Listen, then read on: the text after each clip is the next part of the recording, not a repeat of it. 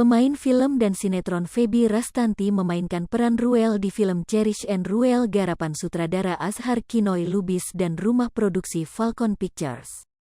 Ruel dikisahkan sebagai perempuan tomboy, cuek dan cewek pemberontak. Ruel bahkan senang bermain senjata api. Film ini drama action dan thriller, banyak adegan berdarah-darah, kata Feby Rastanti di Falcon Pictures, Jalan Duren 3, Jakarta Selatan, Rabu, tanggal 8 Februari tahun 2023. Feby Rastanti bahkan tidak mempelajari cara memegangi hingga mengoperasikan senjata api sebelum syuting film dilakukan. Ruel memang gak mengerti cara pegang senjata, karena bukan kriminal, ucap mantan personel girl band Blink itu. Ruel yang dimainkan Feby Rastanti ini punya masa lalu kelam hingga dekat dengan senjata api meski tidak bisa berkelahi. Fisiknya terkuras saat syuting film Cherish and Ruel dilakukan.